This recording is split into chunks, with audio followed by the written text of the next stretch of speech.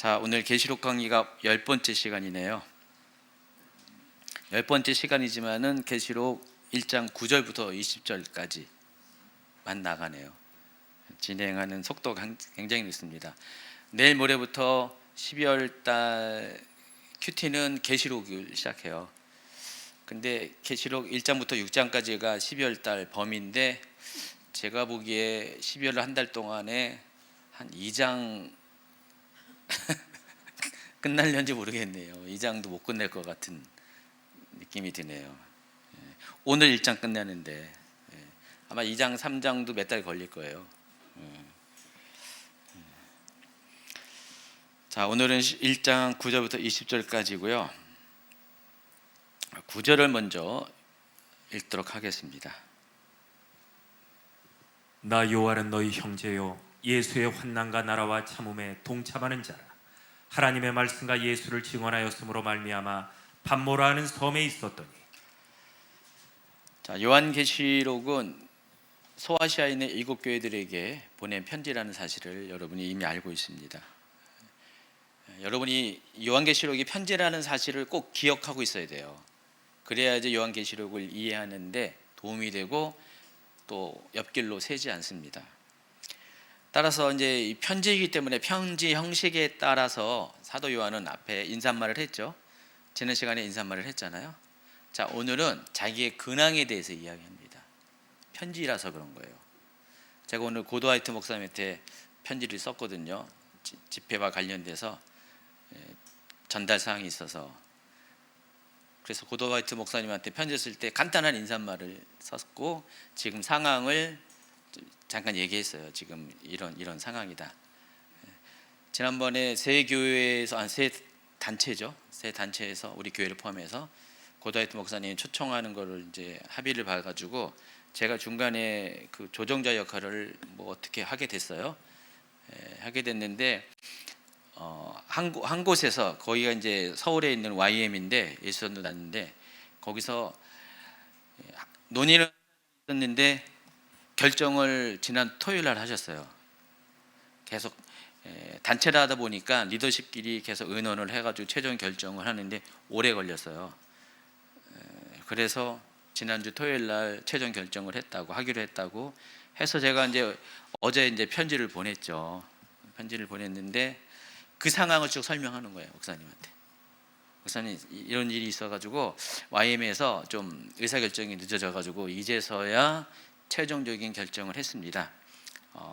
지금 이제 비행기 항공편도 이제 알아보시고 티켓팅을 좀 준비하십시오. 그랬더니 목사님이 그러면은 본인이 티켓팅을 할까요? 아니면 여기서 할까요? 뭐 해가지고 제가 또 전달받아가지고 또 그분들에게 연락해가지고 어떻게 하는 게 좋을까요? 뭐 이렇게 이 근황을 제가 편지에 써보냈어요. 이 상황들을 지금 사도 요한도 마찬가지로 지금 자신의 근황을 소아시아에 있는 7교회에게 지금 상태가 어떻고 상황이 어떤가를 설명을 하고 있습니다. 편지이기 때문에. 그래서 예수 안에서 여러분의 형제요 예수 안에서 환난과 그 나라와 인내에 여러분과 더불어 참여한 사람이 나 요한은 자신이 어떤 사람인가를 이렇게 이야기하면서 하나님과 말씀과 예수에 대한 증언 때문에 pat모라는 섬에 갇혀 있게 되었습니다. 지금 소아시아 7교회가 사도 요한이 근황에 대해서 아는 교회도 있을 것이고 모르는 교회도 있을 것 같아요. 근데 거의 대부분 알았을 것 같아요. 근데 좀 범위가 넓다 보니까 거의 우리나라 정도 땅덩어리에 퍼져 있는 그 교회들이다 보니까 근황을 또 모를 수도 있죠. 그래서 지금 사도 요한이 지금 어떤 상황의 처지에 있는지를 이 편지에 써서 보낸 겁니다. 곧 복음을 전하는 일로 인해서 박해를 받아서 다른 교회의 리더십들이 그리한 것처럼 자신도 박해를 받아서 pat모라는 섬에 유배되어 왔다라는 것을 지금 교회들에게 알려주고 있습니다. 그리고 나서 최근에 자신에게 있었던 사건을 소개합니다. 10절입니다. 주의 날에 내가 성령에 감동되어 내 뒤에 선하는 나팔 소리 같은 큰 음성을 들으니. 지금 사도 요한은 pat모라는 섬에 대략적으로 한 1년은 넘고 1년에서 2년 사이의 기간 동안 유배 생활을 한 것으로 추측을 합니다. 그러던 어느 날, 그 반모섬에 있는 어느 날, 근데 그 어느 날이 어떤 날이냐, 여기 보니까 주의 날이라고 했어요. 주의 날이라는 게 우리가 알고 있는 바로 그 주일을 말합니다. 여러분, 제가 여러 가지 설교나 강의 가운데 설명했듯이 1세기 교회는요, 유대교 안에 포함되어 있었어요. 그러니까 유대교 한 종파로 분류했습니다. 예루살렘 교회가 있는 동안에는 유대교 안에 한 종파였기 때문에 그들도 대부분 유대인들이기 때문에 유대교의 전통을 그대로 따라서 했습니다. 그래서 안식일을 지켰어요. 안식일 예배를 드렸습니다. 그리고 이 기독교인들은 추가적으로 예배를 한 번 더 드려요. 바로 주일 예배. 그러니까 유대인들은 안식일 예배 한 번으로 끝나지만은 유대인 기독교인들은 두 번의 예배를 드렸다는 것입니다. 그래서 그 두 번째 드리는 날이 주의 날이에요. 그러니까 주님이 부활을 한 그날을 기념해서 예배를 드립니다. 그 전통이 오늘날 주일 예배로 이어지게 되었습니다. 바로 그날입니다. 그 주일에 성령에 감동되어서 자기 뒤에서 나는 나팔 소리와 같은 큰 음성을 듣게 되었다라고 이야기합니다.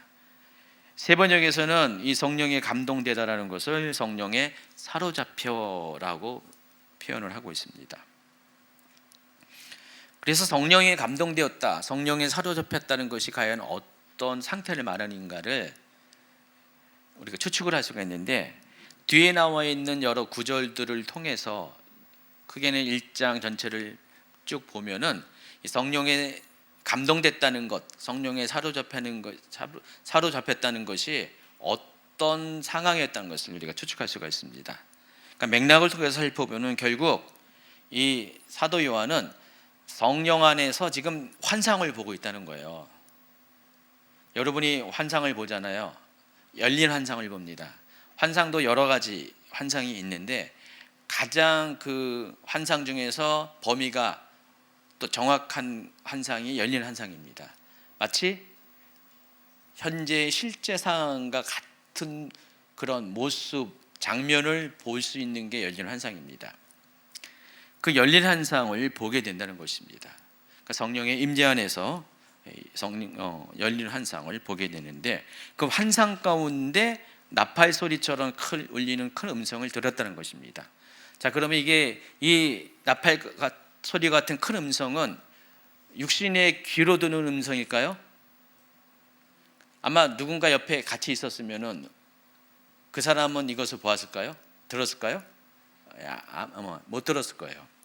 그러니까 지금 요한에게 열리는 환상이 펼쳐지면서 요한만이 지금 성령에 사로잡혀 감동되어서 지금 영의 귀를 가지고 나팔 소리와 같은 큰 음성을 들었다는 것입니다. 옆에 누군가가 있었다면, 노계현 전도사님이 있었으면 환상이 열리지 않았으면 못 봤을 거예요. 주변 사람은 못 봤을 거고, 오직 요한만이 이 열리는 환상 가운데 참여했고 이 소리를 들을 수가 있었다는 것입니다. 자, 계시록 4장과 이 1장을 좀 구분할 줄 아셔야 되는데, 계시록 1장의 상황은 영안이 뜨여지면서 환상 가운데 예수님의 모습을 보는 경험을 하는 장면이에요. 이와 반면에 계시록 4장은 또 어떤 거냐? 환상이 아니에요.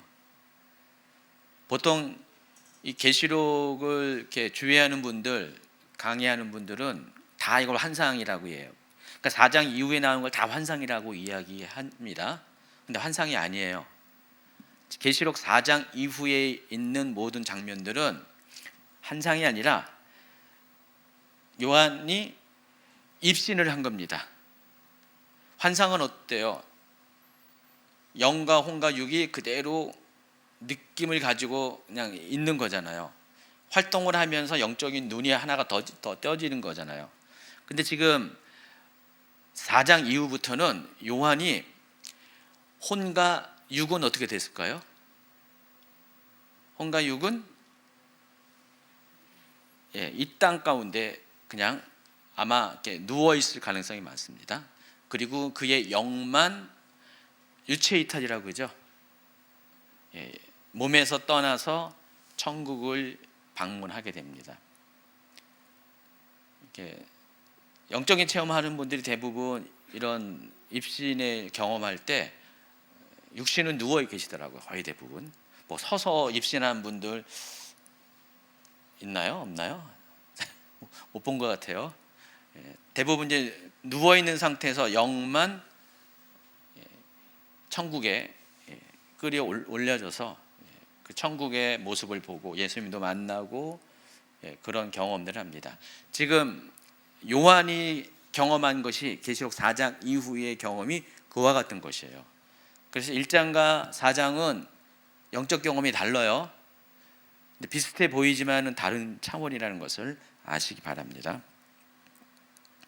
자, 그러면은 사도 요한의 등 뒤에서 난 나팔 소리와 같은 음성은 과연 누가 내는 음성일까요? 자, 이어지는 11절에는 그 음성이 명령하는 내용이 기록되어 있습니다. 이르되 네가 보는 것을 두루마리에 써서 에베소, 서머나, 버가모, 두아디라, 사데, 빌라델비아, 라오디게아 등 7교회에 보내라 하시기로. 자, 이르되 내가 보는 것을 두루마리에 써서, 결국 이 두루마리가 요한 계시록의 주된 내용이 되는데 에베소 교회를 비롯해서 7교회에 보낼 것을 명령을 하고 있습니다. 이 나팔 소리와 같은 큰 음성이 하는 말이에요. 자, 이것을 들었어요. 그래서 보는 것이라고 했어요. 보는 것이라는 게 지금 현재 시제죠. 지금 보고 있는 것. 헬라어의 문법을 보면은 제가 좀 길게 써놨는데 헬라어 문법은 우리나라 한글이나 영어처럼 단순하지가 않고 굉장히 좀 복잡한 게 있어요. 인칭, 단수, 현재, 능동태, 직설법. 기억할 것은 그냥 현재라고만, 현재 시제라는 것만 기억을 하시기 바랍니다. 그래서 한글 번역에서는 이게 문법적으로 현재 시제이기 때문에 보는 것이라고 표기를 했어요. 그런데 실제로 요한계시록을 쓴 것은, 지금 요한은 이 경험을 한 다음에 쓴 거잖아요. 이 경험을 하면서 진행하면서 쓰고 있는 거 아니잖아요. 요한계시록 자체는 이미 사도 요한이 경험한 것을 기억을 되살려서 쓰고 있는 거예요. 그럼 뭐예요? 결국은 본 것이라고 과거적인 표현을 해야 정상이죠. 이미 보았던 것이고. 그리고 또 내용면으로 보면은 4장 이후의 내용들은 앞으로 일어날 일이잖아요. 미래 시제예요. 그러니까 보게 될 것이라고 해야 된다는 것이죠. 뭐 일부분은 과거가 될 수 있고 또 미래가 될 수 있고, 그런데 여기서는 전부 다 보는 것으로 표현을 했다는 것입니다. 자, 이것이 의미하는 것이 지금 사도 요한은 여러 다른 시간대의 경험을 한 게 아니에요. 지금 한 번의 경험이에요. 지금 하나님께서 사도 요한에게 같은 날, 같은 장소, 같은 시에 한 번의 경험을 통해서 계시록 전체의 내용을 보여주었다는 것입니다. 그래서 이제 본 것이라고 표현을 한 겁니다. 지금 보여주고 있는 것이기 때문에 현재 시제로 표기하라는 것입니다. 어쨌든 사도 요한은 이 음성이 누구인 음성인지 궁금해서 뒤를 돌아보았는데 12절을 보니까 12절 후반부부터 13절까지 읽어주세요. 7 금촛대를 보았는데 촛대 사이에 인자 같은 이가 발에 끌리는 옷을 입고 가슴에 금띠를 띠고. 몸을 돌이켜서 누가 말을 했지 하면서 나에게 말하는 음성을 알아보려고 돌이킬 때에 금촛대, 영어로 보면 골든이라고 했어요. 금으로 만든 촛대를 7개를 보았습니다. 그리고 촛대 사이에 인자 같은 이가 발에 끌리는 옷을 입고 가슴에 금띠를 띠고 서 계셨습니다. 자, 그림에 있는 겁니다.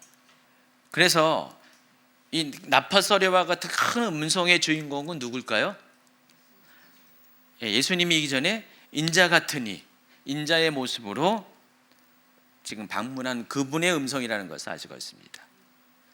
누구의 음성일까 하고 뒤를 딱 돌아봤는데 바로 저분이 계시니까 저분의 음성이구나. 이 가능성이 매우 큽니다.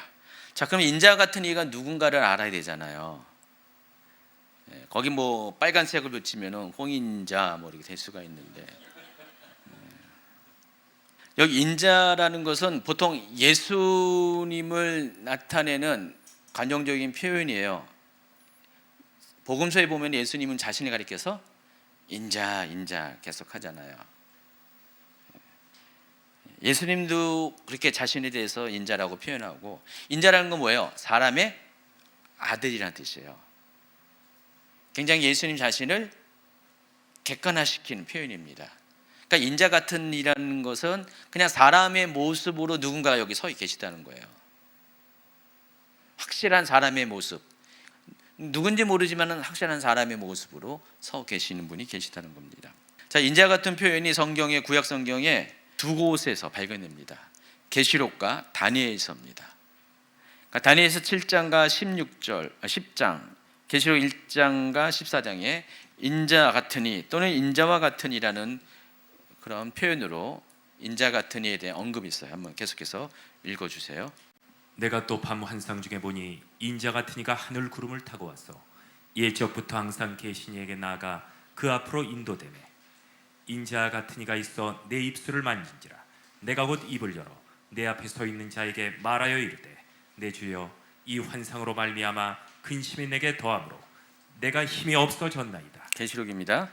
촛대 사이에 인자 같은 이가 발에 끌리는 옷을 입고 가슴에 금띠를 띠고 또 내가 보니 흰 구름이 있고 구름 위에 인자 같은 이가 앉으셨는데 그 머리에는 금멸관이 있고 그 손에는 예리한 낫을 가졌더라.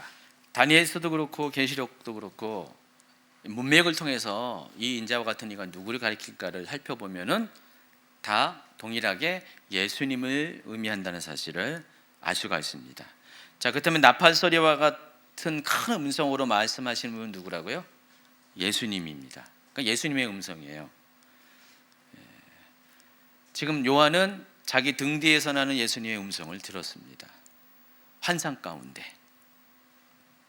열린 환상 가운데 그 소리를 듣게 되었습니다. 이 나팔 소리 같은 음성이 요한계시록에 한 번 더 등장하는데 계시록 4장에 또 등장합니다. 이후에 내가 보니 하늘에 열린 문이 있는데 내가 들은 바 처음에 내게 말하던 나팔 소리 같은 그 음성이 이를 때 이리로 올라오라. 이후에 마땅히 일어날 일들을 내가 내게 보이리라 하시더라. 지금 아까 4장은 어떤 장면이라고 했죠? 미래의 일, 마지막 때 일어날 일들 본격적으로 이제 보여주기 위해서 4장과 5장은 그 시동을 거는 장면입니다.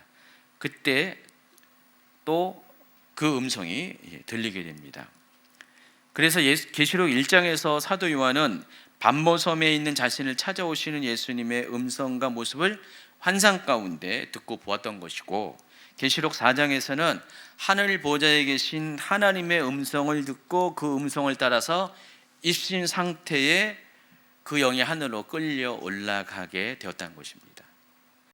그래서 여러분이 예수님을 경험하는 방법이 이렇게 두 가지가 있어요. 환상 가운데 예수님이 여러분 찾아오실 수가 있고요. 또 예수님께서, 하늘에 계신 예수님께서 여러분을 끌어올리실 수가 있어요. 우리가 영적인 체험을 이 요한계시록을 통해서 힌트를 얻을 수가 있어요. 어떤 방식으로 우리가 영적인 체험을 하는가를 힌트를 얻을 수가 있습니다. 참고사항으로요, 요한계시록에는 성부 하나님, 성자 예수님, 성령 하나님이 각각 말씀하시는 내용들이 여러 번 등장해요. 성부 하나님의 음성이 기록된 구절들이 쭉 읽어주시기 바랍니다. 계시록 1장 8절. 주 하나님이 이르시되 나는 알파 오메가라. 이제도 있고 전에도 있었고 장차 올 자요 전능한 자라 하시더라. 14장 13절. 또 내가 들으니 하늘에서 음성이 나서 이르되 기록하라. 지금 이후로 주 안에서 죽는 자들은 복이 있도다 하시니. 여기까지. 그리고 16장 1절. 또 내가 들으니 성전에서 큰 음성이 나서 일곱 천사에게 말하되 너희는 가서 하나님의 진노의 일곱 대적을 땅에 쏟으라 하더라. 19장 5절. 보좌에서 음성이 나서 이르시되 하나님의 종들 곧 그를 경외하는 너희들아 작은 자나 큰 자나 다 우리 하나님께 찬송하라 하더라. 21장 5절. 보좌에 앉으신 이가 이르시되 보라 내가 만물을 새롭게 하노라 하시고 또 이르시되 이 말은 신실하고 참되니 기록하라 하시고. 5절을 소개했는데 그 계시록에 잘 살펴보면은 성부 하나님께서 직접 말씀하시는 음성들이 몇 가지가 이렇게 찾아볼 수가 있습니다. 이번에는 또 성자 예수님의 음성이 오늘 본문이 1장 10절에 있고요. 또 4장 1절 좀 아까 읽어줬죠. 거기서 예수님의 음성이 나오고 또 계시록 2장하고 3장 사이에는 예수님의 음성이 정말 많이 나오게 되어 있습니다. 그리고 성령 하나님의 음성이 또 따로 구분돼서 나와요. 계시록 14장 13절 후반부부터 읽으세요. 또 내가 들으니 아니, 하늘에서 후반부요. 후반부. 성령이 이르시되 그러하다 그들이 수고를 그치고 쉬리니 이는 그들의 행한 일이 따름이라 하시더라. 계시록 22장 17절. 성령과 신부가 말씀하시기를 오라 하시는도다. 듣는 자도 오라 할 것이요 목마른 자도 올 것이요 또 원하는 자는 값없이 생명수를 받으라 하시더라. 성령이 어떻게 말씀하셨을까요? 계시록 14장 13절에 보니까 성령이 이르시되, 저도 잘 모르겠어요. 요한이 성령의 음성인지 어떻게 알았는지 들은지 모르지만은 우리가 이 땅에서는 그것을 어떻게 들은지 구분은 못하지만은 하늘 나라에서 그 영이 올라가서 들을 때는 그게 하나님의 음성인지 예수님의 음성인지 성령의 음성인지가 그냥 알아지는 것 같아요. 놀랍게도요, 다른 성경과 달리 요한계시록만이 하나님의 삼위일체적인 속성이 보다 적극적인 형태로 드러납니다. 그러니까 성부 하나님이 말씀하시고 성자 예수님이 말씀하시고 성령 하나님이 말씀하시는 장면들이 각각 구분해서 이렇게 등장을 합니다. 이걸 통해서 알 수 있는 게 뭐냐, 요한계시록이 삼위 하나님의 모두의 감심이 집중된 너무나 중요한 책이라는 것, 그 계시를 담은 책이라는 것을 이렇게 성부, 성자, 성령 하나님의 각각의 위격으로 계신 하나님의 말씀을 통해서 우리가 이것을 추측할 수가 있다는 것입니다. 그만큼 하나님의 입장에서 이 요한계시록은 굉장히 소중한 책이기 때문에 하나님이 다 관여를 하시는 거예요. 성부 하나님도 말씀하시고 성자 예수님도 말씀하시고 성령 하나님도 지금 말씀하고 계신다는 것입니다. 다른 성경과는 차별점이 요한계시록이 이 점에 있어서 있습니다. 자, 사도 요한이 음성을 듣고 뒤를 돌아보았을 때 인자와 같은 이의 모습을 보았다 그랬습니다. 그리고 그 인자와 같은 이는 앞서 다니엘이 목도한 바로 그 인자와 같은 이와 동일한 존재이고 결과적으로 예수님을 가리킨다고 말씀을 했습니다. 그런데 7 금촛대 사이에 인자와 같은 이가 거닐고 계셨어요. 그럼 7 금촛대가 뭘까? 계시록은 어떤 데는 문자로 풀어야 되고 어떤 데는 상징으로 풀어야 되잖아요. 상징을 문자로 풀고 문자를 상징으로 풀면 굉장히 꼬이고 곤란해집니다. 자, 그런데 이제 문자로 해석의 어려운 경우가 종종 있고요. 그것을 상징으로 결국은 풀어가야 되니까 상징으로 자꾸만 풀려고 보니까 너무 무리하게 해석을 하게 되는 경우도 있어요. 그래서 요한계시록은 특이하게도요, 상징으로 나타내 보이는 이 장면들의 중요한 몇 가지 개념들은 요한계시록 스스로 해석을 달아놔요. 그 중에 하나가 7 촛대예요. 그러니까 요한계시록 스스로가 7 촛대가 무엇을 의미하는지를 알려줘요. 그러니까 여러분이 엉뚱한 얘기 안 하도록, 이상한 얘기 안 하도록, 신천지가 개입 안 하도록 아예 요한계시록 스스로가 1장 20절에 7별이 무엇이고 7 촛대가 무엇인지를 알려줍니다. 계시록 1장 20절입니다. 네가 본 것은 내 오른손에 7별의 비밀과 또 7 금촛대라. 7별은 7 교회의 사자요 7 촛대는 7 교회니라. 그러니까 명확하게 이렇게 이야기합니다. 자, 이 이야기를 누가 얘기했습니까? 예수님이 얘기하셨어요. 예수님께서 사도 요한이 궁금해할 것 같으니까 일곱 별이 무엇을 의미하고 일곱 금초대가 무엇을 의미한지를 명확하게 이야기합니다.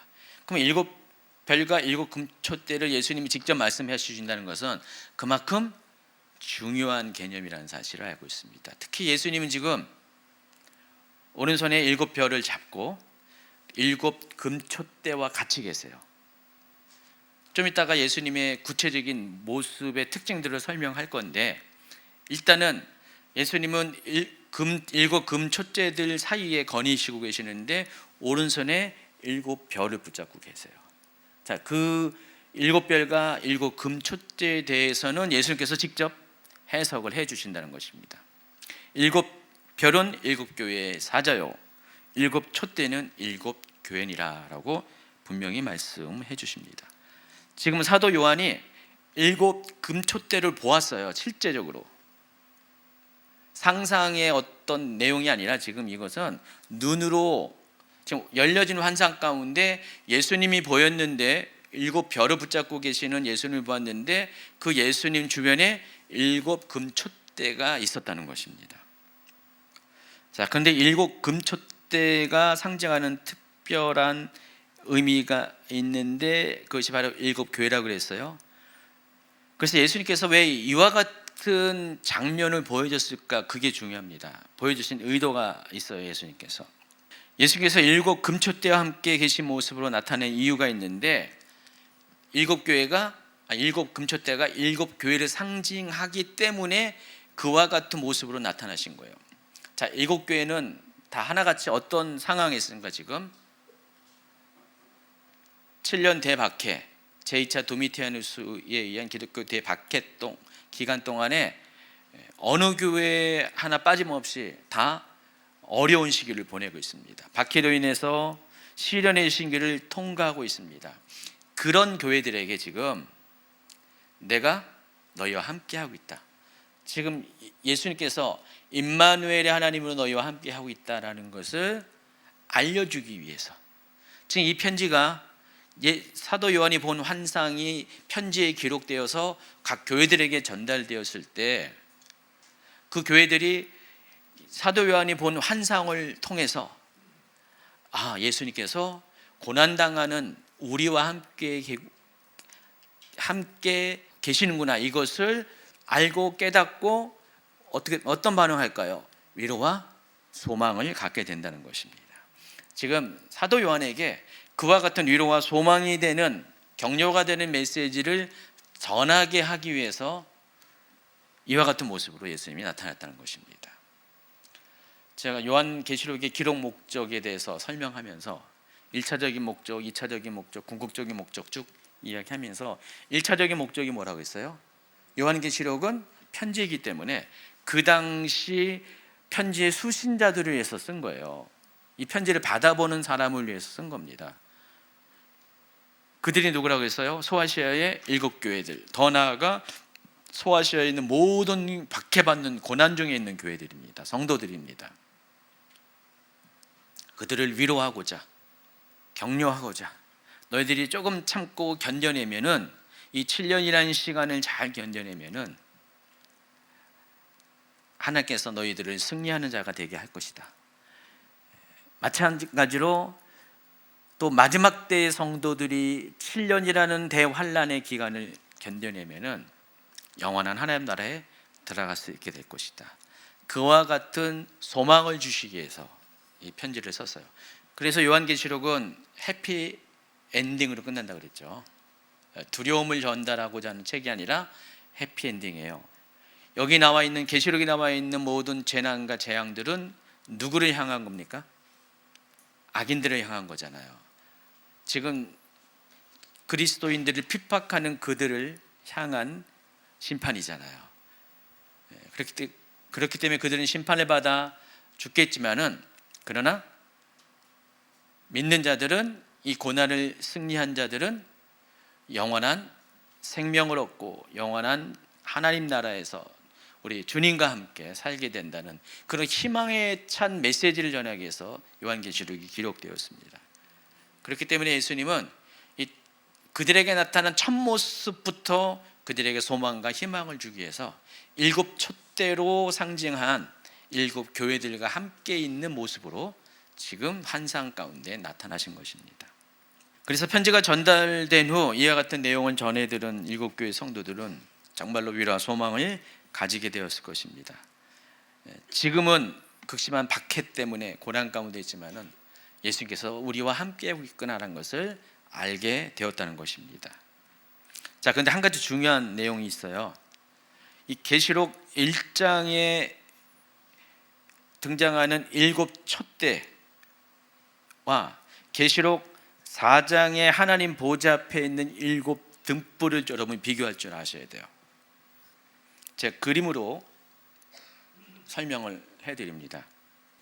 그림에서 보시는 바와 같이 계시록 1장에 나오는 일곱 촛대는 헬라어로 리크니아라는 단어를 사용하는데 이것은 램프 스탠드를 말해요. 램프 스탠드. 램프 스탠드가 뭡니까? 램프를 올려놓는 스탠드예요. 지금 이 메노라를 가지고 제가 설명을 하는데 메노라 일곱 가지 끝에 전부 다 등불이 있잖아요. 등불이 있는데 불이 켜지면은 이 메노라가 활성화되는 건데 불이 켜지지 않은 상태에서는 이게 뭐예요? 그냥 스탠드 역할을 하잖아요. 지금 저기 불이 켜져 있잖아요. 저기 불이 켜져 있으면 평소에 예배 시간 아닐 때는 불을 안 켜놔요. 꺼놔요. 그럼 저거는 스탠드예요. 그냥 램프 스탠드예요. 이해하시겠죠? 근데 계시록 4장에 하나님 보좌 앞에 있는 일곱 또 등불은 램프 스탠드가 아니라 그냥 램프를 말하는 거예요. 이 차이가 있어요.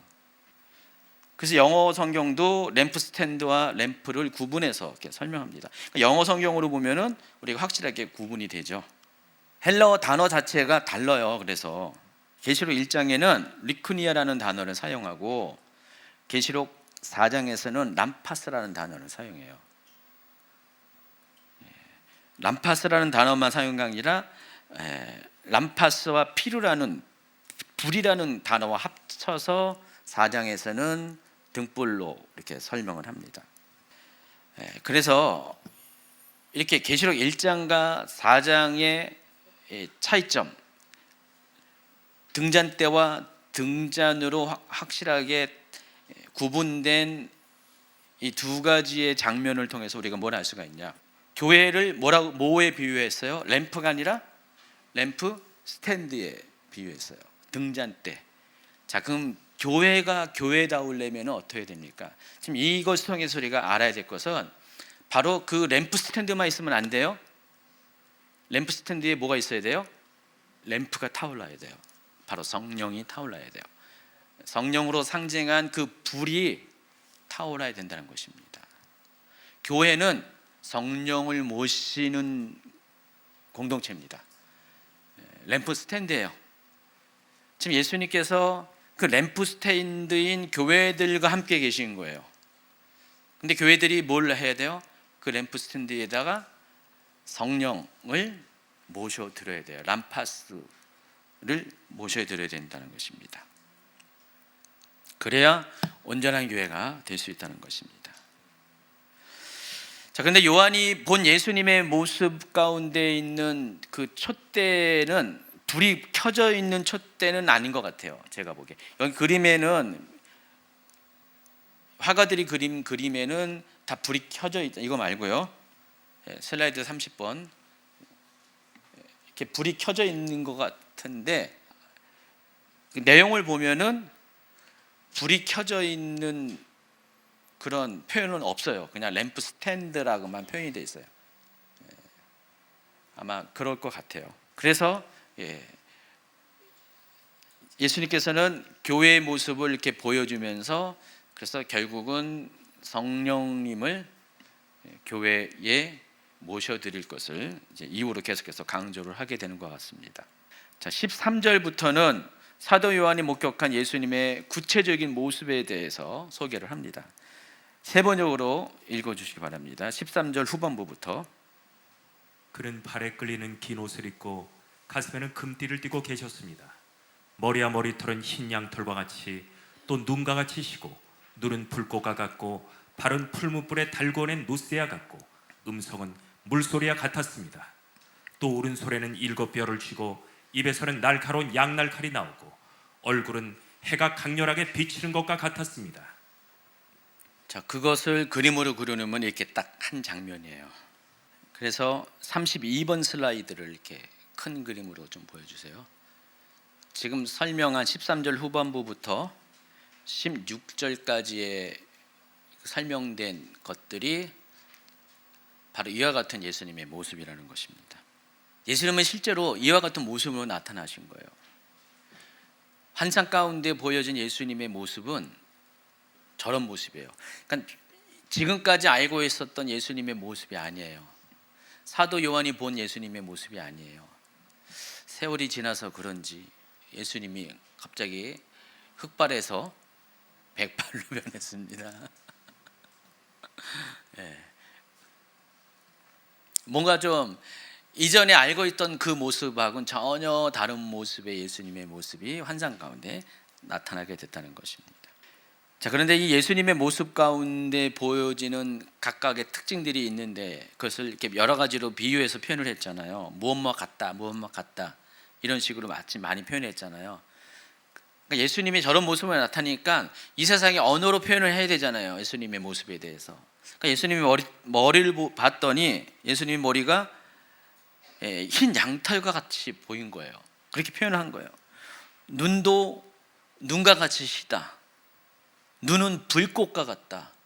이런 식으로 사람들이 아는 언어로 표현을 할 수밖에 없었다는 것입니다.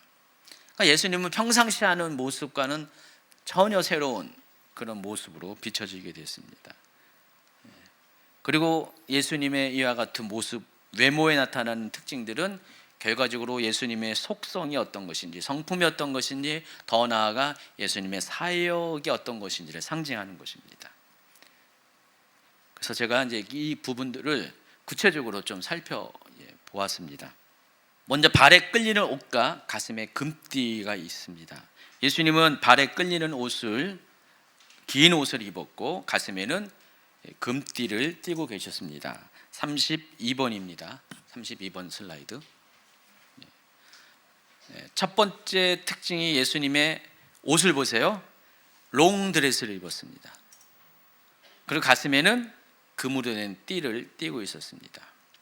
자, 이 장면을 보면서 예수님의 외적인 모습을 보면서 우리가 무엇을 알아야 되냐면은, 첫 번째는 예수님이 입고 있는 옷이 무엇을 의미하는지를 아셔야 돼요. 이때 당시는 사람의 옷이 그 사람이 누구인지 신분을 나타냅니다. 오늘날은 우리가 돈만 있으면은 옷을 다 해 입을 수 있잖아요. 근데 그때 당시에는 돈이 있다고 다 원하는 옷을 입을 수 있는 건 아니고 신분에 맞게 옷을 입을 수밖에 없어요. 특히 이 롱드레스는요, 귀족이나 왕족 같은 그런 사람들만이 입을 수 있는 그런 옷입니다. 성경의 구약 성경에 보면은 채색 옷이라고 표현한 그것과 비슷한 개념입니다. 그러니까 일을 안 해도 되는 사람, 그게 그 사람만이 이 롱드레스, 존귀한 자만이 이 롱드레스를 입게 됩니다. 발에 끌리는 긴 옷을 입게 됩니다. 자, 그런데 그 구약의 어떤 포지션 중에서 이 롱드레스를 입는 사람들이 있어요. 누구냐면 대제사장. 이 대제사장의 옷이 롱드레스예요. 발에 끌리는 옷을 입습니다. 그래서 구약 성경을 헬라어로 번역한 70인역에서는 대제사장의 예복을 지칭할 때 이 단어를 사용합니다. 이 계시록에서 말하는 이 발에 끌리는 긴 옷과 같은 단어를 사용해요. 대제사장의 예복을 지칭할 때 7번 중에 6번이 이 단어를 사용한다는 것입니다. 그래서 예수님은 지금 뭐예요? 대제사장이 입는 옷을 입고 나타나신 거예요. 더군다나 가슴에는 금띠를 가지고 있어요. 금이 많다고 금띠를 못 한다니까요. 이 금띠는 오직 그 당시에는 왕들만이 금띠를 두를 수가 있었습니다. 자, 이 같은 예수님의 외모에 나타나는 특징, 발에 끌리는 긴 옷, 또 가슴에 금띠는 예수님의 두 가지 신분을 상징합니다. 예수님은 대제사장이고 왕이시다. 그러니까 마지막 때에 나타나신 예수님의 모습은 그와 같은 외모에 나타나는 특징을 통해서 마지막 때에 목격하는 예수님은 대제사장과 왕의 그런 권위를 가지고 찾아오신다는 것입니다. 그래서 예수님이 입으신 발에 끌리는 가슴에 금띠는 세상에 대해서는 왕으로서의 위엄과 영광을 가지신 분임을 나타내는 것이고, 또 하나님에 대해서는 이 발에 끌리는 옷은 대제사장의 영적 권위를 나타내고 있다는 사실을 아시기 바랍니다. 두 번째 특징이 14절 전반부에 나타났는데, 머리와 머리털은 신 양털과 같이 또 능과 같이 희고 그랬어요. 제가 이 부분을 세 번역으로 읽어드렸는데, 개역개정에서는 그의 머리와 털의 희기가 흰 양털 같다, 또 눈 같다 그랬어요. 개역개정은 그렇게 했고, 세 번역에서는 머리와 머리털, 그러니까 머리와 머리털 구분을 하네요. 머리는 뭘 말해요? 영어로 헤드라고 표현했을 것이고, 머리털은 헤어라고 표현했을 거예요. 영어 단어는 확실하게 구분을 할 거예요. 헤드와 헤어라고 표현했을 거예요. 그러니까 예수님의 머리와 머리털이 다 하얘. 지금 여기는 지금 얼굴은 황인종처럼 이렇게 누렇게 표현되어 있는데, 실제 환상 가운데 나타난 예수님의 모습은 얼굴도 하얗고 머리털도 하얀 거예요. 저 그림엔 저렇게 나와 있지만, 자, 그런데 이 모습이 다니엘서에도 기록이 되어 있어요. 다니엘서 7장 9절. 내가 보니 왕자가 놓이고 옛적부터 항상 계시니가 좌정하셨는데 그의 옷은 희기가 눈 같고 그의 머리털은 깨끗한 양의 털 같고 그의 보좌는 불꽃이요 그의 바퀴는 타오르는 불이며. 다니엘서 7장에서 묘사된 옛적부터 항상 계시니 보좌에 앉아 계시는 이분이 누구실까요? 하나님이에요. 에스겔에서도 비슷한 표현이 있고요. 다니엘에서도 그렇게 나와 있고요. 그래서 지금 예수님의 모습이 누구와 같아요? 하나님의 모습과 같아요. 그 외모가. 그래서 예수님은 하나님과 동일하신 분이기 때문에 우리가 보통 하나님이 영이시다라는 그 표현 때문에 많은 오해가 있다고 그랬죠. 제가 예수님은 그냥 하나님 무슨 신기루처럼 모양과 형체가 없는 분이라고 생각하는데, 그렇지가 않습니다. 하나님은 모양이 있으세요. 모습을 갖추고 있어요. 다만 우리가 그 모습을 정확하게 볼 수가 없어요. 근데 다니엘은 그 모습을 봤어요. 어떻게? 그의 옷은 희기가 눈 같고 그의 머리털은 깨끗한 양의 털 같고 그의 보좌는 불꽃이요 그의 바퀴는 타오르는 불이라. 이런 식으로 묘사된 것 같은 하나님의 모습이 나옵니다. 계시록 4장에 보면 또 하나님의 모습이 또 등장해요. 그때 가서 또 설명하는데 이거와 같은 맥락입니다. 그래서 예수님은 곧 하나님의 외모와 비슷한 모습으로 지금 등장하신 것입니다. 그래서 흰색이라는 것은 예수님의 속성을 가리켜요. 성품을 가리키는데 순결한, 성결한 속성을 가리킵니다. 참고로 잠언서를 가지고 이 백발의 지혜를, 노인의 지혜를 가리킨다라고도 해석하는 분도 있습니다. 이건 참고사항으로만 알고 있어요. 자, 그리고 예수님의 세 번째 특징이 뭘까요? 14절 후반부 15절. 눈은 불꽃과 같고 팔은 풀무불에 달구어낸 노새와 같고. 예, 여기까지요. 눈은 불꽃과 같다. 그래서 예수님의 눈을 제가 확대해서 불꽃 같다 그랬는데, 실은 이거보다 여러분 무슨 영화 같은데 히어로 나오는 영화 보면은 뭐 레이저 빔을 쏘는 옛날에 슈퍼맨 아마 그런 거 아닐까? 예. 예수님의 눈이 완전히 불꽃 같은 빛을 발하는 그런 눈. 또 발을 자세히 살펴보세요. 발은 풀무불에 달구어낸 노새와 같다 그랬습니다. 노새는 구리죠. 구리. 황동을 말하는 거죠. 구리 색깔이 이런 색깔이에요. 근데 그 풀무불에 달구어냈다라는 것은 지금 뭐예요? 상태가 빨갛게 달구어진 그 상태를 가리킵니다. 다니엘도 예수님의 모습을 아까 7장에서는 보좌에 계신 옛적부터 항상 계신 하나님의 모습을 보았고요. 10장에서는 예수님의 모습을 보는데 다니엘이 목격한 예수님의 모습을 한번 소개해 주세요. 다니엘서 10장 4절부터 6절까지. 첫째 달 24일에 내가 hit대겔이라는 큰 강가에 있었는데 그때 내가 눈을 들어 바라본즉 한 사람이 세마포 옷을 입었고 허리에는 우바스 순금띠를 띠었더라. 또 그의 몸은 황옥 같고 그의 얼굴은 번갯빛 같고 그의 눈은 횃불 같고 그의 팔과 발은 빛난 녹과 같고 그의 말소리는 무리의 소리와 같더라. 자, 계시록에 묘사한 내용과 비슷하지 않습니까? 그러니까 다니엘이 본 것은 예수님의 눈은 횃불같이 빛난다. 또 발은 빛난 녹과 같다라고 그랬습니다. 그래서 이 불꽃 같은 눈이 상징하는 게 있어요. 바로 사람의 뜻과 마음을 살피시는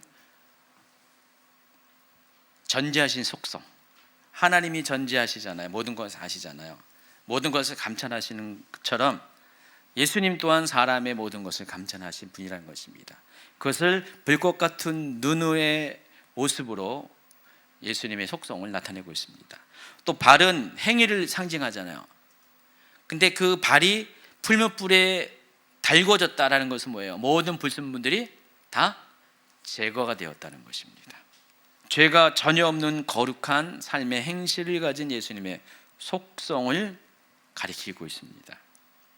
자, 예수님께서 이와 같은 모습으로 지금 나타나신 거예요. 자, 두아디라의 교회에게 예수님의 말씀하시는 장면을 보면은 예수님께서 이렇게 명령하십니다. 2장 18절. 두아디라 교회의 사자에게 편지하라. 그 눈이 불꽃 같고 그 발이 빛난 주석과 같은 하나님의 아들이 이르시되. 지금 예수님의 이 모습을 그대로 두아디라 교회의 사자에게 편지하는 내용 가운데 그대로 기록하게 하십니다. 예수님이 지금 요한에게 비쳤던 이 모습, 그 눈이 불꽃 같고 그 발이 빛난 주석과 같은 하나님의 아들, 곧 예수님을 가리키죠. 그 예수님이 이렇게 말씀하셨다 하면서 두아디라 교회에게 명령하시는 내용이 쭉 중간 생략하고 23절을 한번 읽어주세요. 또 내가 사망으로 그의 자녀를 죽이리니 모든 교회가 나는 사람의 뜻과 마음을 살피는 자인 줄 알지라. 내가 너희 각 사람의 행위대로 갚아주리라. 그래서 지금 예수님의 불꽃 같은 눈은 사람의 뜻과 마음을 살필 수 있는 능력을 의미합니다. 그리고 예수님의 그 방금 뭐라고 표현했더라? 풀무불에 달궈낸 녹과 같은 예수님의 이 발은 사람들의 행위를 판단할 수 있는 그런 성결의 능력을 상징하는 것입니다. 그래서 지금 두아디라 교회에는요 여러 가지 문제가 있을 거 아니에요. 그들 속에 있는 여러 가지 마음의 문제가 있을 것이고 행위의 문제가 있을 것인데 예수님은 앞서 요한에게 나타내 보이는 그 모습 가운데 이와 같은 모습을 가지고 그들을 만날 것이다. 두아디라를 교회를 찾아갈 것이다 라고 말씀을 하고 계십니다. 또 네 번째 예수님의 모습의 특징은 15절 후반부 그의 음성은 많은 물소리와 같다 그랬습니다. 여기 많은으로 번역한 헬라어 단어 이 폴리시라는 단어가 영어의 그레이트로 번역을 또 합니다. 그레이트라는 것은 뭐예요?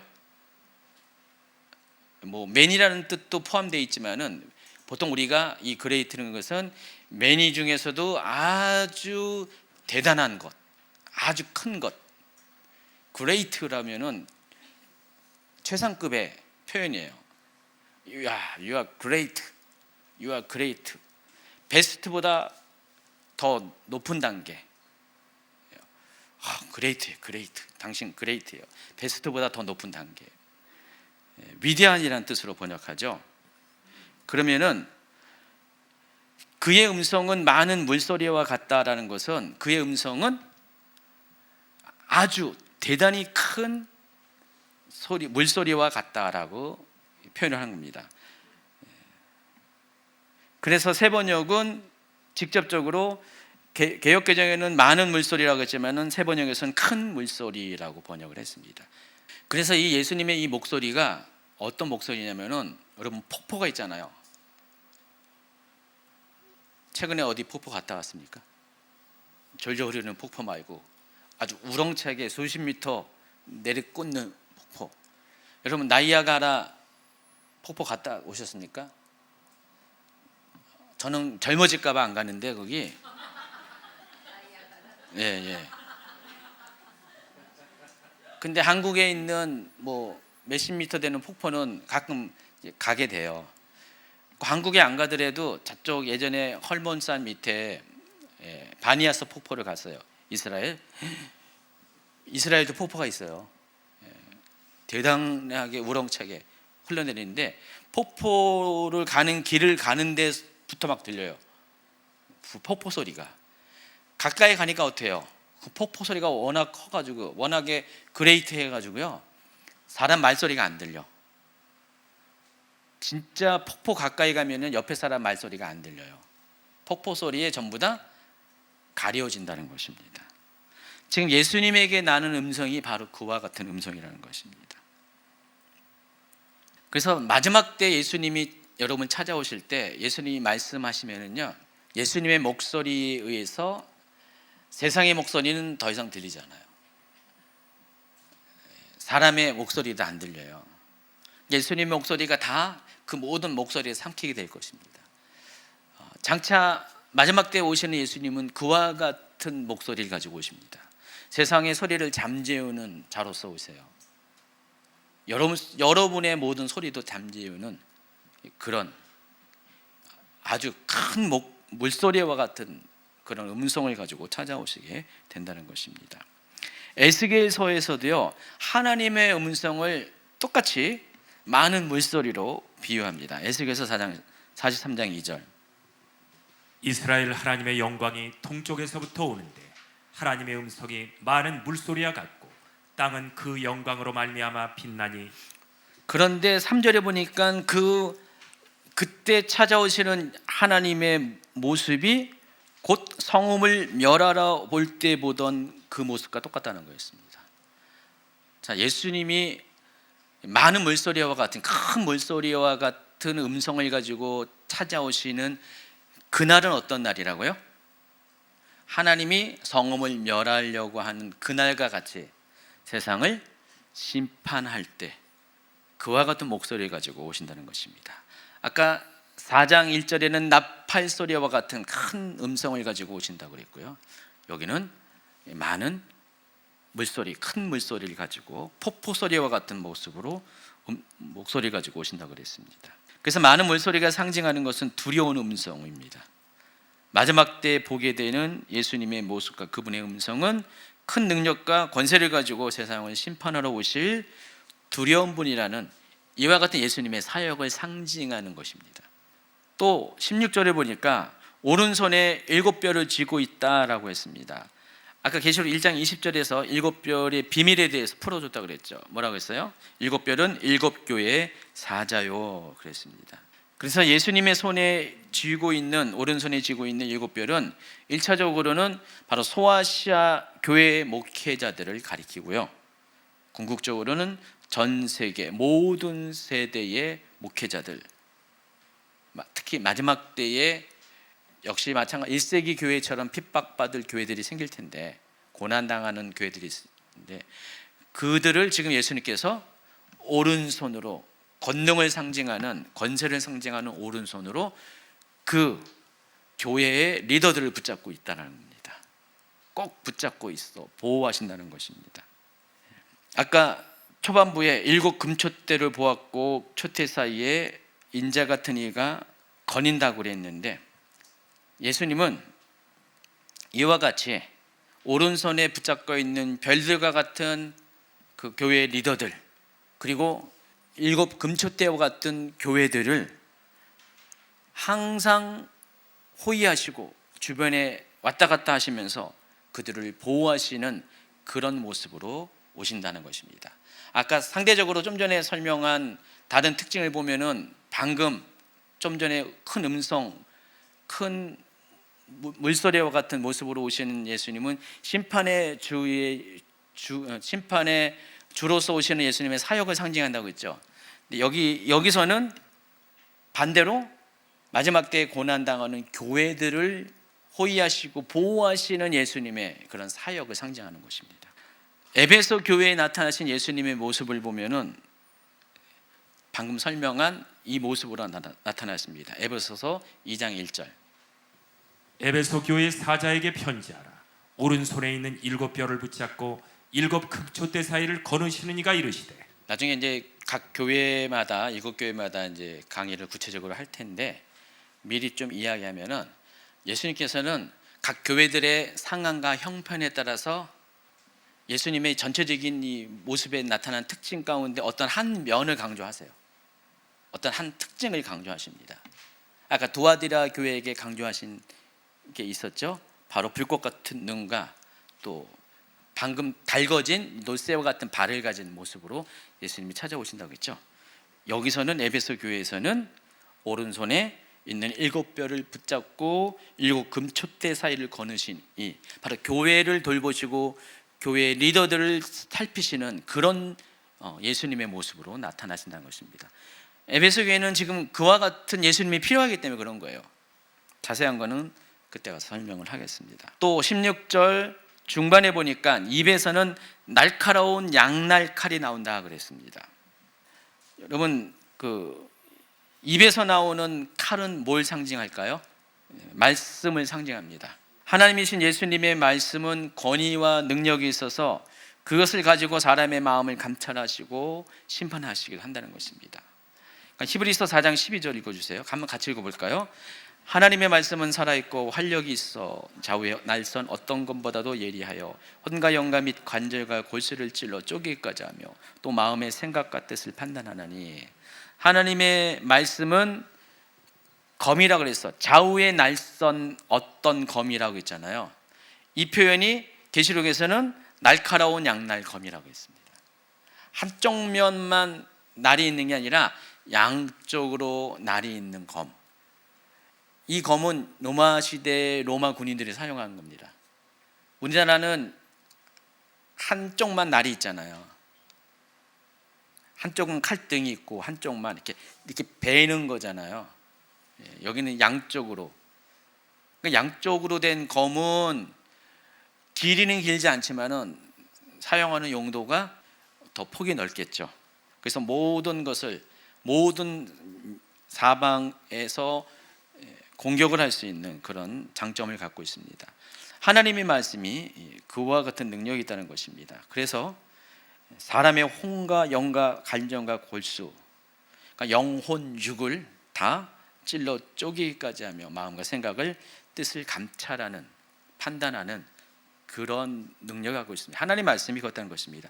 근데 예수님이 마지막 때 만나는 예수님은 어떤 모습이냐? 입에서 날카로운 양날 칼이 나온다 그랬습니다.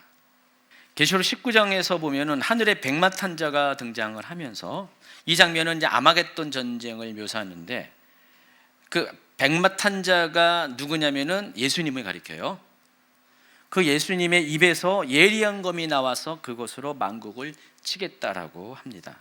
계시록 19장 11절부터 11절, 14, 15절.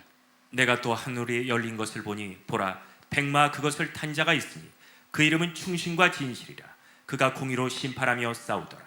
하늘에 있는 군대들이 희고 깨끗한 세마포 옷을 입고 백마를 타고 그를 따르더라. 그의 입에서 예리한 검이 나오니 그것으로 만국을 치겠고. 그러면 예리한 검으로 만국을 친다라는 표현이 과연 어떤 의미일까? 예수님의 입에서 검이 쭉 나와가지고 그걸로 사람들을 찔러 죽인다는 뜻인가요? 자, 버가모 교회에게 예수님이 나타나시는데 버가모 교회에게 하시는 말씀 가운데 좌우에 날성검을 가지신 이가 이르시되라는 표현이 있어요. 그러니까 예수님은 지금 버가모 교회에게 좌우에 날쌘 검을 가지신 분으로 찾아오십니다. 14절부터 16절까지 보면은 이 버가모 교회에 문제가 있습니다. 내가 두어 가지 책망할 것이 있나니 발람의 교훈을 지키는 자들이 있다. 또 니골라당의 교훈을 지키는 자들이 있는데 그들을 허용한 그 잘못을 지금 판단하신다는 것입니다. 무엇을 가지고요? 좌우에 날쌘 검을 가지고. 그러므로 회개하라. 그리하지 아니하면 내가 속히 가서 내 입의 검으로 그들과 싸우리라 그랬습니다. 결과적으로 이 좌우에 날쌘 검, 날카로운 양날을 가진 검이 의미하는 것, 이 예수님의 입에서 나오는 검이 의미하는 것은 뭐예요? 바로 심판주로 오실 예수님의 역할을 가리키는 것이고, 예수님은 말씀으로 어떤 명령으로 그들을 심판하신다는 것입니다. 그래서 예수님이 지금 입에서 칼을 뽑아가지고 뭘 한다는 게 아니라 입에서 명령하는 어떤 그 명령이 아마도 천사들에 의해서 실행이 될 것이고요, 그걸 통해서 심판받을 자들을 심판하러 오신다는 그 뜻을 가리킨다는 것입니다. 마지막으로 예수님의 모습 중에 16절 후반부 보니까 얼굴은 해가 강렬하게 비치는 빛과 같다 그랬습니다. 성경은 하나님을 회로 비유하고요, 하나님께서 은혜와 사랑을 베푸시는 것을 해로 얼굴을 비추신다라고 표현을 합니다. 하나님께서 은혜를 베푸시 않으면 얼굴을 가리운다라고 또 반대적인 표현도 해요. 그러니까 시편에 보니까 시편 84편 11절 여호와 하나님은 해요 방패시라. 67편 1절 하나님 우리에게 은혜를 베푸사 복을 주시고 그의 얼굴빛을 우리에게 비추사. 시편 13편 1절 여호와여 어느 때까지니까 나를 영원히 잊으시나이까 주의 얼굴을 나에게서 어느 때까지 숨기겠나이까. 그래서 해같이 빛난 얼굴은 주님의 은혜와 사랑과 속성을 나타내는 것입니다. 자, 이와 같이 예수님은 아주 다양한 모습을 가지고, 외모적인 특징 가운데 나타나는 다양한 모습을 가지고 마지막 때에 찾아오신 거예요. 그래서 종합적으로 이렇게 예수님의 모습을 이렇게 정리해서 한 그림으로 보이면 이와 같은 모습으로 예수님께서 찾아오신다는 것입니다. 예수님의 이 모습을 딱 보자마자 사도 요한의 반응이 17절에 나타났는데, 내가 볼 때 그의 발 앞에 엎드러져 죽은 자와 같이 됐다 그랬습니다. 다니엘 또한 예수님을 만났을 때, 아까 다니엘서 10장에는 예수님을 만난 장면이라고 했죠. 다니엘도 마찬가지로 15절에 보니까 그가 내게 이런 말을 할 때 나는 얼굴을 땅에 대고 벙어리처럼 엎드려 있었다 그랬습니다. 우리가 하나님을 만나게 될 때 여러분의 반응은 어떨까요? 그렇죠? 엎드릴 수밖에 없어요. 하나님의 그 영광 앞에, 존귀함 앞에 사람 중에 누구든 서서 하나님을 만날 사람은 아무도 없을 것입니다. 이 세상에 권위를 가진 왕 앞에서 엎드리는데 그 만왕의 왕이요 만주의 주이신 하나님 앞에 우리가 엎드릴 수밖에 없어요. 자, 그런데 과거 초림할 때 예수님의 모습은 결코 그런 모습이 아니었거든요. 초림할 때 예수님의 모습은 친밀한 모습이었어요. 이 사도 요한은 예수님의 품에 기댔다 그랬어요. 예수님의 사랑을 받고 예수님의 품에 기댔는데 몇십 년이 흐르고 약 60년 가까운 시간이 흐른 다음에 예수님을 다시 보게 될 때 사도 요한은 이렇게 예수님의 이렇게 보여지는 이 모습을 보면서 과거에 자기가 예수님의 품 안에 기댔던 그 기억은 싹 사라지고 바로 이 예수님 앞에 두려움 가운데 엎드릴 수밖에 없는 그런 모습을 보이게 된다는 것입니다. 그러니까 사도 요한뿐만 아니라 누구든지 마지막 때에 하나님의 권위와 영광을 가지고 심판의 권세를 가지고 오신 예수님을 만나면은 누구든지 그 주님의 권위 앞에 압도되어서 엎드릴 수밖에 없다는 것입니다. 자, 두려워하는 요한의 손을 예수님이 잡아주십니다. 그리고 말씀하십니다. 17절 후반부 나는 처음이요 마지막이니.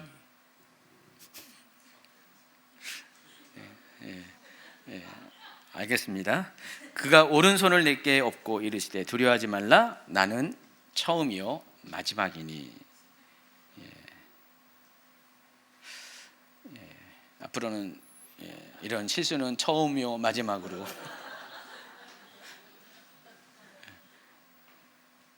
나중에 이거 강의 나레이션 따라 하려면은요 아주 신경을 많이 써야 돼요. 자, 처음이요 마지막이라는 표현은 계시록 1장 8절에서 이미 하나님께서 말씀하신 내용이고 앞으로 21장 6절에서도 말씀하신 내용입니다. 지금 이 알파와 오메가라는 말은 하나님께서 하신 말씀이라고 있죠. 생각나시죠? 근데 예수님께서도 마찬가지로 알파와 오메가와 같은 뜻인 나는 처음이요 마지막이니 라는 표현을 하십니다. 하나님이 나는 처음이요 마지막이랬는데 예수님도 나는 처음이요 마지막이라 했습니다.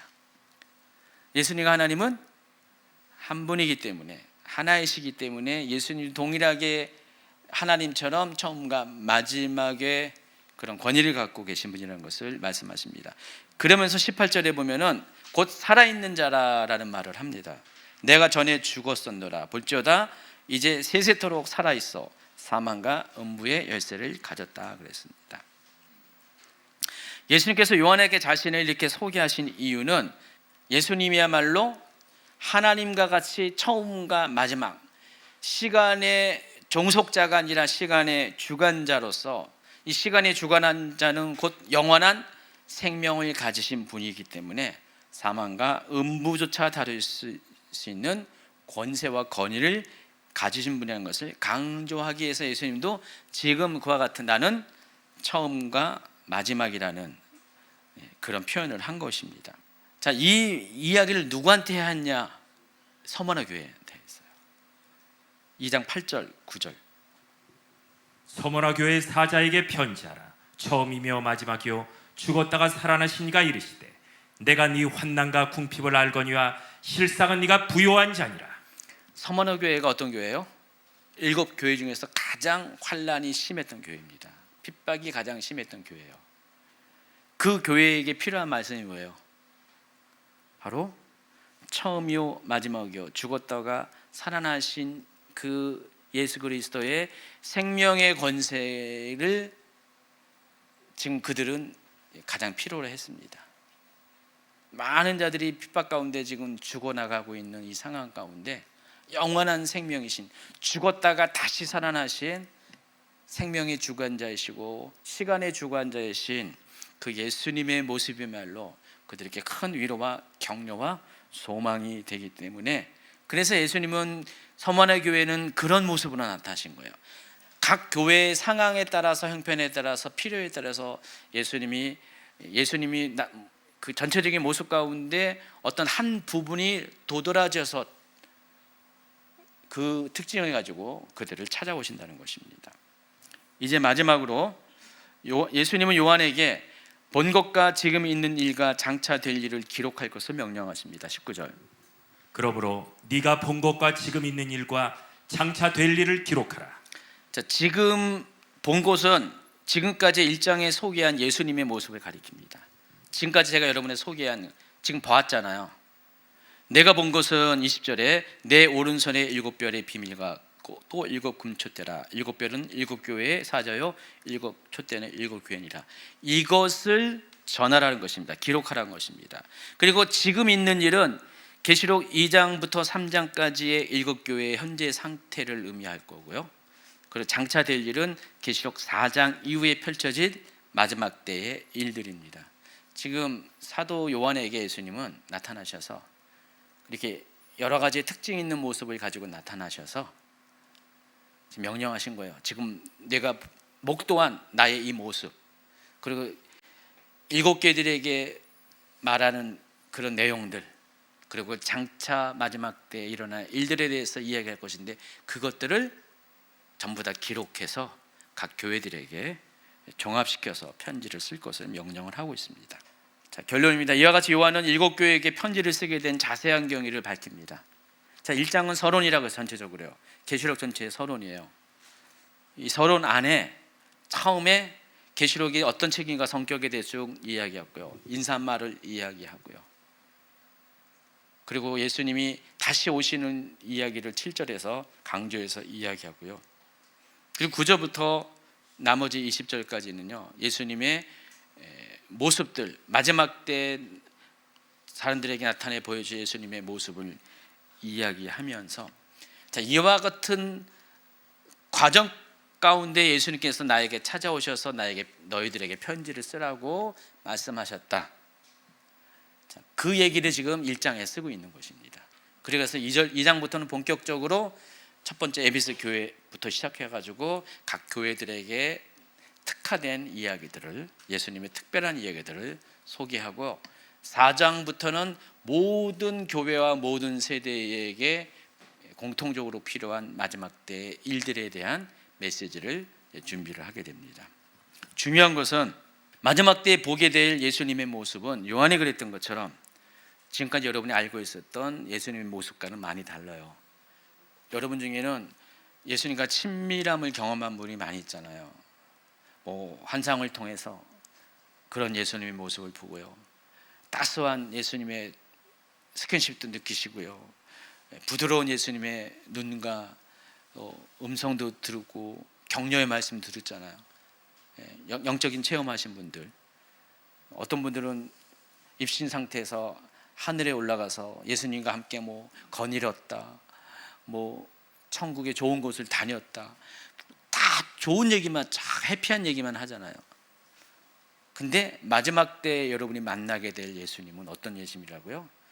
이와 같은 아주 어미하고 근엄하고 정말 강한 자의 모습을 가지고 심판의 주로 여러분을 찾아오시는 그런 예수님을 보게 된다는 것입니다. 그렇기 때문에 사도 요한조차도 평소에 하는 그 예수님이 아니고 이런 모습이기 때문에 엎드릴 수밖에 없어요. 결국 예수님은 뭐예요?